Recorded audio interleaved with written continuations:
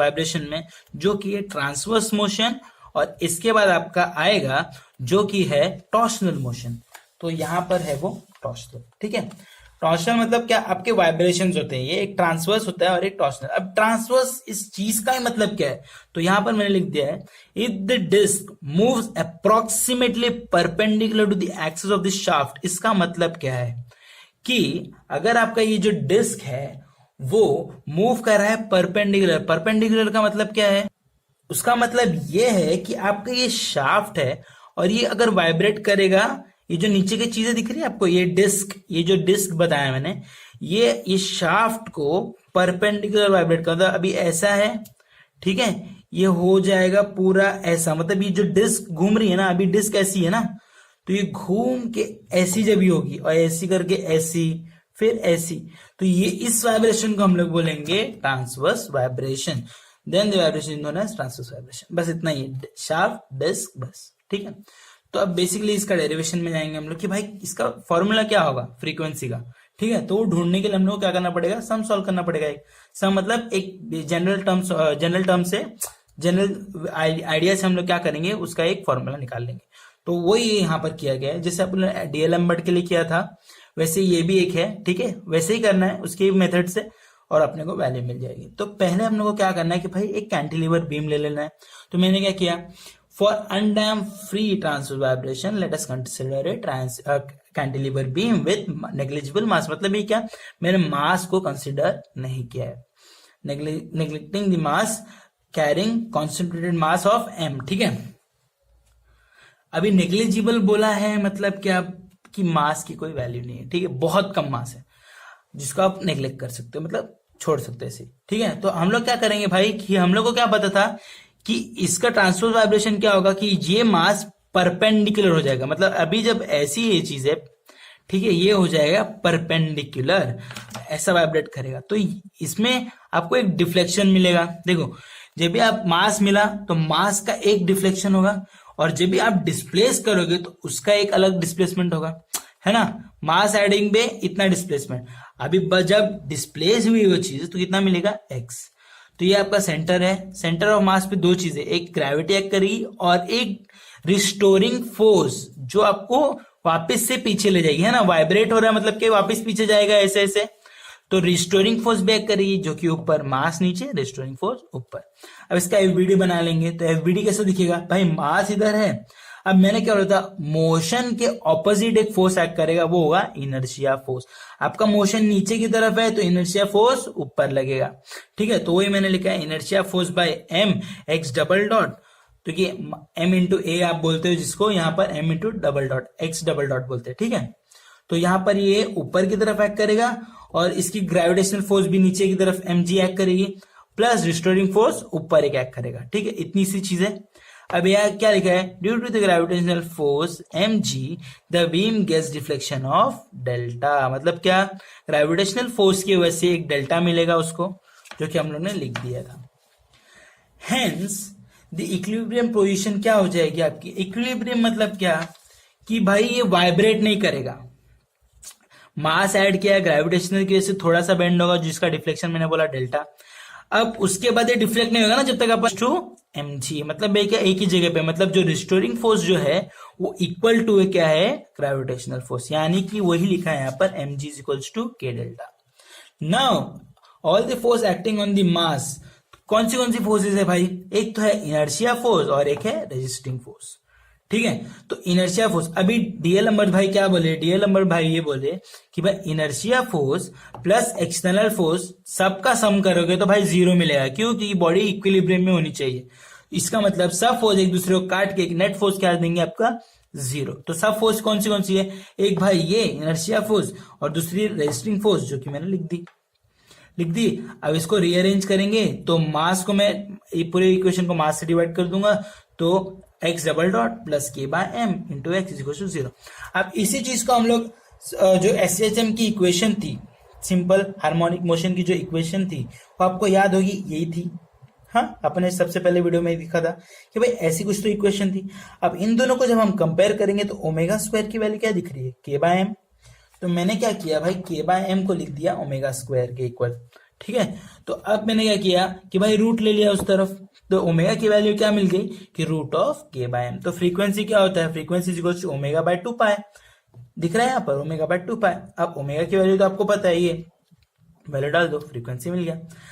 और अपने को पहले इक्वेशन से क्या पता चला था कि भाई m g is equal to k by k delta. तो अभी मैं क्या करता हूँ, रीअरेंजिंग करता हूँ इन्हीं को। देखो क्या किया मैंने, एम को इधर फेंका, डेल्टा को इधर फेंका, तो ये मिला k by m is equal to g by delta. तो मैं क्या करता हूँ, के बाय एम की जगह पे जी बाय डेल्टा डाल देता हूँ, तो मुझे क्या मिल जाएगा ये। अब अब मैंने क्या किया, इसको इधर डाल दिया। अब जी का वैल्यू तो मुझे पता है ना कितना है, 9.81। अब वो वैल्यू जब मैं रूट के बाहर निकाल के इससे डिवाइड करता हूं तो मुझे मिलता है 0.4985 अपॉन रूट डेल्टा, जो कि आपकी नई फ्रीक्वेंसी है। मतलब आपको सिर्फ डिस्प्लेसमेंट पता होना चाहिए, आपको फ्रीक्वेंसी मिल जाएगी। ठीक है, ये फॉर्मूला भी सही है, ये भी सही, बट इसमें क्या आपको अगर डिस्प्लेसमेंट जरा सा भी पता चल गया तो आप डायरेक्ट उसकी फ्रीक्वेंसी निकाल सकते हो, जो कि नेचुरल फ्रीक्वेंसी है। ठीक है, अब आता है टॉर्सनल वाइब्रेशन। अब हमने क्या देखा था, ट्रांसवर्स वाइब्रेशन जो कि परपेंडिकुलर होता है। टॉर्सनल मतलब क्या, जो घूमता है। अगर एक शाफ्ट दिया आपको और एक डिस्क अटैच उस पे, तो डिस्क जब घूमती है क्लॉकवाइज या एंटी क्लॉकवाइज, जो उस पे टॉर्क लगता है, टॉर्क पता है ना आपको, रोटेट पे जब मिलता है किसी बॉडी पे एक्ट होता है, कोई रोटेटिंग बॉडी पे एक्ट होता है। ठीक है, तो वो क्या होता है, ट्रांसवर्स वाइब्रेशन। तो अब क्या उसका डेफिनेशन है देख लेते हैं। If the disc rotates about the axis of the shaft, axis of the shaft, अगर डिस्क रोटेट कर रही है along the axis of the shaft such that this shaft gets twist and untwist. मतलब क्या भाई, पहले ट्विस्ट हो रहा है फिर अनट्विस्ट हो रहा है। ठीक है, alternately then the vibration is known as torsional vibration. अब इसका मतलब क्या, मैंने बोला कि समझो ये शाफ्ट है, ठीक है, पहले ट्विस्ट फिर अनट्विस्ट। ठीक है, तो ये जब चीजें हो रही है तब क्या लग रहा है आपका, टॉर्सनल वाइब्रेशन। तो अब इसको हम लोग डिटेल में देखते हैं। जैसे ट्रांसवर्स देखा, तो टॉर्सनल स्टिफनेस अपने निकालना है के टी। अभी सबको पता है कि भाई पहले आपने सॉम या सब्जेक्ट्स में जैसे थे पहले आपको, तो उसमें आपने पढ़ा होगा कि टॉर्क क्या होता है। तो torque is direct proportional to deflection, कितना आप घुमाते हो उसको। ठीक है, तो अपना स्टेटमेंट वाइज पढ़ते जाते हैं। ठीक है, torsional stiffness of a shaft is defined as, ये स्टिफनेस क्यों फाइंड करें कि भाई पहले ट्विस्ट हो रहा है ना, फिर अनट्विस्ट कब होगा, जब रिस्टोरिंग फोर्स होगा, है ना।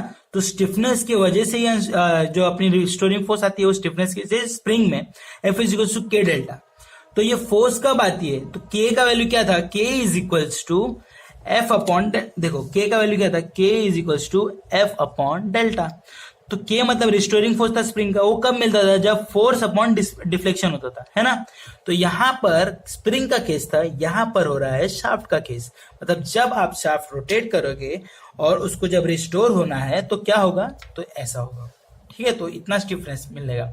तो स्टिफनेस कैसे मिलेगा अपने को, कि torsional stiffness of a shaft is defined by the torque required to produce the unit angular deflection in the direction of the applied torque. मतलब क्या, कितना एंगुलर डिफ्लेक्शन आपने दिया है उसके ही हिसाब से आपको रिटर्न फोर्स मिलेगा। ठीक है, तो अभी यहां पर हमने मैथमेटिकली कैसे दिया है, torque is directly proportional to the deflection theta. समझा, कितना आपने डिफ्लेक्ट किया उस पर टॉर्क डिपेंड करता है ना। टॉर्क डायरेक्ट, जितना आपने टॉर्क लगाया उतना ही आपने डिफ्लेक्शन दिया उसको। सही बात है, जितना आप टॉर्क लगाओगे उतना ही आपका बॉडी डिफ्लेक्ट हुआ रहेगा ना। तो अब ये प्रोपोर्शनलिटी हटाने के लिए के इंट्रोड्यूस किया, जो कि आपको हो गया stiffness of the torsional stiffness. ठीक है, अब हम कैसे लिखते हैं, torsional stiffness equals to torque upon theta. अब देखो इसी को आप कंपेयर करो कि स्प्रिंग वाले से, तो k is equals to f upon delta. वहां पर फोर्स लगा था, यहाँ पर टॉर्क लग रहा है, यहाँ पर थीटा है, यहाँ पर डेल्टा है, यहाँ पर एंगुलर डिफ्लेक्शन है और यहाँ पर लीनियर डिस्प्लेसमेंट है। ठीक है, और कुछ नहीं। अब आपने पहले पढ़ा होगा कि torque upon j is equals to g theta upon l. तो मैं क्या, ये सॉम में था फॉर्मूला, ठीक है, तो मैं क्या करता हूं कि भाई इसको अप्लाई करता हूं इसमें, तो मुझे रीअरेंजिंग करने से क्या मिलेगा, जी जे अपॉन एल। ठीक है, ये अपने को मिलेगा रीअरेंजिंग करके। तो जहां पर जी होता है आपका modulus of rigidity, J polar moment होता है of inertia, L length of the shaft और डी होता है diameter of the polar moment. ऐसे निकालते हैं, ठीक है। और मैंने उसका सबका यूनिट्स ऐसा दे दिया बाजू में, ठीक है। तो ज्यादा टेंशन लेने का, सम आएगा तो मैं बताऊंगा कैसे करना है, ठीक है। अब ये इसका डेरिवेशन है, तो डेरिवेशन कैसे करेंगे हम लोग। तो पहली बात है कि भाई एक शाफ्ट दिया है आपको जिसके ऊपर एक डिस्क अटैच है। भाई शाफ्ट का डायमीटर डी दिया है, टोटल लेंथ दिया है एल। अब आपको बोला है कि भाई ए पॉइंट, अगर ये पॉइंट ए को मैं अगर कैसे कब मूव होगा ये यहाँ पर, जब आप टॉर्क लगाओगे, और टॉर्क लगाओगे तो आपका डिफ्लेक्शन मिलेगा, है ना। तो वही मैंने ऐसे दिखाया है कि भाई मेरा पॉइंट ए यहां था और जब मैंने टॉर्क लगाया तब क्या हुआ, देखो टॉर्क मैंने जब लगाया तब क्या हुआ कि भाई ये ए पॉइंट यहां आ गया जो कि बन गया ए डैश। और सबको पता है अगर टॉर्क आपने ऐसा लगाया है तो आपकी रिस्टोरिंग फोर्स ऐसे एक्ट करेगी, तो रिस्टोरिंग टॉर्क लग गया। अब सबको पता है कि भाई मोशन अगर आपका इस तरफ है, तो आपका रिस्टोरिंग जो इनर्शियल फोर्स होगा, इनर्शियल फोर्स यहाँ नहीं होगा, या इनर्शिया टॉर्क होगा, क्योंकि आप यहाँ पर क्या लगा रहे हो, आप यहाँ क्या लगा रहे हो, टॉर्क लगा रहे हो। तो क्या होगा आपका इनर्शिया टॉर्क लगेगा उल्टा, ठीक है। तो क्या लगेगा आई थीटा डबल डॉट, ठीक है। तो ये हो गया आपका theta double dot I theta double dot, ये आपका रिस्टोरिंग फोर्स हो गया जो कि है टी इज इक्वल टू के टी थीटा, ठीक है। तो इतना सा समझ लो क्या कि भाई जब भी मैंने इसको डिस्प्लेस किया, जब ए पॉइंट यहां आया तो मेरा मोशन ऐसा था जो कि मैं दिखाया हूं। अब जब मोशन ये है तो एक तो रिस्टोरिंग फोर्स लगेगा और एक इनर्शिया लगेगा। रिस्टोरिंग फोर्स की जगह पे आएगा रिस्टोरिंग टॉर्क और इनर्शिया फोर्स की जगह पे आएगा इनर्शिया टॉर्क, दैट्स इट। यहाँ पर अपन क्या लिखते थे, m x double dot, but उसको रिप्लेस करके क्या लिखेंगे, आई थीटा डबल डॉट। और यहाँ पर अपन क्या लिखते थे कि भाई एफ इज इक्वल टू के डेल्टा, है ना। तो यहाँ पर अपन लिखेंगे टी इज इक्वल टू के थीटा। बस ये टॉर्सनल में और ट्रांसवर्स में इतना ही फर्क है, ठीक है। अब इसके बाद अपन इसको सब वैल्यूज लिखेंगे और सीधा सीधा सब्स्टिट्यूट करके आंसर लाएंगे। तो पहले कंसीडर कर देखते हैं कि क्या क्या चीज अपन ने कंसीडर किया है। तो थीटा क्या होता है आपका angular displacement, M mass of the disc, k radius of gyration of the disc, और आई होता है मोमेंट ऑफ इनर्शिया, ठीक है। और के टी होता है transverse stiffness, torsional stiffness of the shaft, ठीक है। अब when the disc is given an angular deflection about the axis of the shaft, it oscillates or vibrates about the axis of the shaft. Such vibration known as torsion. वही repeat किया है कि भाई जब आपने उसको ट्विस्ट किया तो एक रिस्टोरिंग फोर्स लगा, ठीक है, जिसकी वजह से एक वाइब्रेशन क्रिएट हुआ। तो वही आपको क्या बोलना है, टॉर्सनल वाइब्रेशन होता है। अब उसको निकालें कैसे, तो सीधी सी बात है भाई कि हम लोग को जो चीज पता है हम लोग डाल देंगे। तो हम लोग को टॉर्क क्या क्या पता है, torque acting on the disc कौन सी थी भाई, इनर्शिया टॉर्क एक्ट कर रहा था, दूसरा एक रिस्टोरिंग एक्ट कर रहा था, बस और कुछ नहीं एक्ट कर रहा था।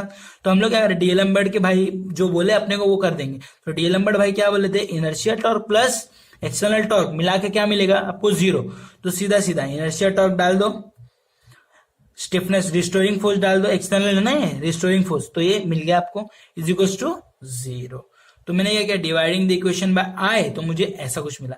अब इसी को same fundamental equation of simple harmonic motion से कंपेयर करेंगे जो कि ऐसा दिखेगा। यहां पर अपना x हुआ करता था, है ना, x square plus omega square x is equal to 0। जब यहां पर थीटा हो चुका है तो x यहां पर भी थीटा कर देंगे हम लोग फॉर कंपेयरिंग, ठीक है। तो कंपेयर करके हम लोग क्या देखेंगे कि ओमेगा स्क्वायर की वैल्यू भाई इससे तो इक्वल दिख रही है, तो हम लोग क्या करेंगे, इसको इक्वेट, और फिर इक्वेट करने के बाद हम लोग को क्या मिलेगा, ऐसे इक्वेट करो, रूट ले लो, मिल गया ओमेगा, ठीक है। ओमेगा के बाद फ्रीक्वेंसी कैसे मिलती है, ओमेगा अपॉन 2 पाई, तो उसी 2 पाई ओमेगा की जगह पे ये वैल्यू डाल दो, मिल गई। अब बट अपने क्या, केटी का वैल्यू पहले अपने ढूंढना था, क्या ढूंढना था, देखो स्टार्टिंग में बताता हूँ कहाँ गया, हाँ देखो केटी का वैल्यू अपन ने ये ढूंढना था, तो वही चीज आप यहाँ पर डाल सकते हो, बट केटी इज दिस। सो हम लोग क्या करेंगे भाई, केटी की जगह पे वो डाल देंगे तो ये वैल्यू मिल जाएगी। अब आपको टाइम पीरियड अगर चाहिए तो टाइम पीरियड सबको पता है 1 फ्रीक्वेंसी होता है, तो क्या हो जाएगा, इसी का उल्टा हो जाएगा, तो जो कि आपको मिलेगा ये, ठीक है। तो आज के लिए इतना ही। तो अगर वीडियो अच्छा लगा हो तो लाइक करो, कमेंट करो, शेयर करो, और